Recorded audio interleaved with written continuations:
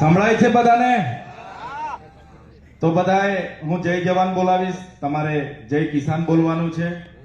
જય જવાન, જય જવાન, ઇન્કલાબ, ઇન્કલાબ, આમ આદમી પાર્ટી, આમ આદમી પાર્ટી. ધન્યવાદ. આજના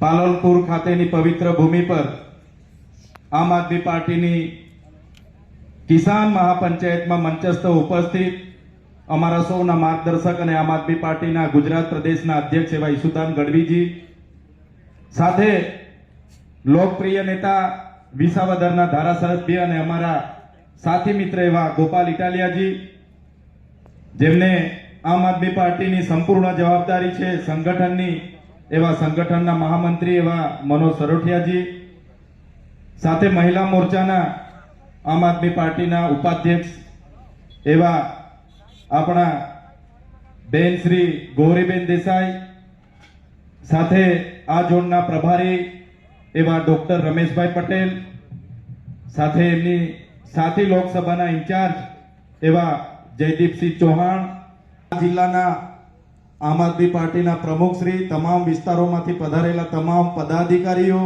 અને આજુબાજુના તાલુકાઓમાંથી મોટી સંખ્યામાં અહીં ઉપસ્થિત થયેલા મારા પિતા તુલ્ય વડીલો, માતા તુલ્ય બહેનો, ભાઈઓ, યુવાનો અને સૌ મિત્રોને મારા વંદન કરું છું, નમન કરું છું. સાથે સાથે આપણી વાત સમગ્ર ગુજરાત સહિત પૂરા દેશમાં જાય એના માટે છેલ્લા 2 કલાકથી અહીંયા ખડે પગે ઉભેલા મીડિયા મિત્રો અને કાયદો અને વ્યવસ્થા જળવાય, આ આયોજન સુચારુ થાય એના આયોજન બંધ સુરક્ષા માટે ઉપસ્થિત પોલીસ કર્મીઓ માટે પણ એકવાર જોરદાર તાળીઓ પાડો. આગળના વક્તાઓએ કીધું કે આપણે એક વાર નથી, 2 વાર નથી, પણ 30 વર્ષ સુધી ભારતીય જનતા પાર્ટીને તક આપી છે. હું આ પાલનપુર તો અહીંયા થોડે દૂર એક બનાસ કમલમ મને જોવા મળ્યું. જોયું ને બધાએ? બનાસ કમલમ જોયું ને બધાએ? આ બનાસ કમલમ 7 સ્ટાર હોટલ કરતા પણ ખૂબ વિશાળ અને મજબૂત સુવિધાઓ વાળું બનેલું છે. ત્યારે આ ભારતીય જનતા પાર્ટીના નેતાઓએ, એમના ધારાસભ્ય, એમના સાંસદોએ તમામ જિલ્લામાં આવા 7 સ્ટાર ટાઈપના બનાસ કમલમની જેમ જ કમલમો બનાવ્યા છે. સાથીઓ, આ કોઈના દૂધના પૈસાનું કમલમ નથી, કોઈના ખેતીના પાકના પૈસાનું કમલમ નથી, કોઈના પગારના પૈસાનું કમલમ નથી. આ તમારા ટેક્સના પૈસાના ભ્રષ્ટાચારનું કમલમ છે.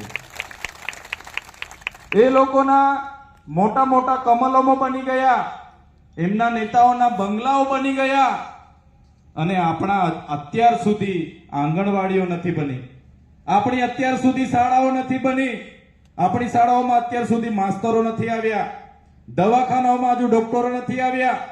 ત્યારે આ 30 વર્ષની આ ભારતીય જનતા પાર્ટીની સરકારને આપણે બધાએ સાથે મળીને આવનારા દિવસોમાં આ ભાજપની સરકારને જાકારો આપવાનું કામ કરવાનું છે. શરૂઆત અમે સૌરાષ્ટ્રના વિસાવદર હોય કે આદિવાસી વિસ્તારના અમારા ડેડિયાપાડાનો વિસ્તાર હોય, શરૂઆત અમે ત્યાં કરી દીધી છે. ત્યાંનો માહોલ, ત્યાંની સભાઓ, ત્યાંના લોકોની તમન્ના, ત્યાંના લોકોની અપેક્ષાઓ તમે જોઈ હશે. ત્યારે આજે તમને એ જ વિનંતી કરવા માટે આવ્યા છે કે આ ધરતી પણ ક્રાંતિકારીઓની ધરતી છે. મારી સામે બેઠેલા વડીલો, યુવાનો, માતા બહેનોને હું વિનંતી કરવા માટે આવ્યો છું. અમે તમને નેતૃત્વ પૂરું પાડવા માટે આવ્યા છે. આમ આદમી પાર્ટી તમને હાકલ કરવા માટે આવી છે. આ ભારતીય જનતા પાર્ટીની સરકારને આવનારા 2027ની વિધાનસભામાં જાકારો આપવા માટે, આવનારી તાલુકા જિલ્લા પંચાયતોમાં જાકારો આપવા માટે હવે તમારે તૈયાર થઈ જવાનું છે. તૈયાર છો બધા?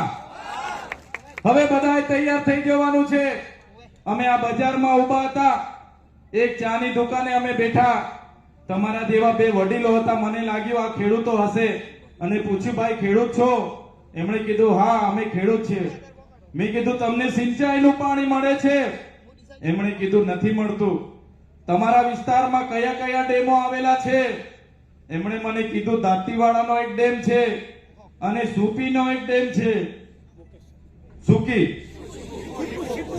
સિપોઈનો એક ડેમ છે, સીપુ ડેમ. હા, ત્યારે એમણે કીધું કે દાંતીવાડા ડેમ અને સિપોઈનો ડેમ લગભગ 8 થી 10 કિલોમીટર છે. દાંતીવાડા ડેમનું પાણી આજુબાજુના લોકોને મળે છે અને બીજું નદીઓની મારફતે વહી જાય છે, જ્યારે સિપોઈ ડેમમાં પાણી સંગ્રહ થતો નથી અને સિપોઈ ડેમની આજુબાજુના લોકોને આજ દિન સુધી સિંચાઈનું પાણી નથી મળતું.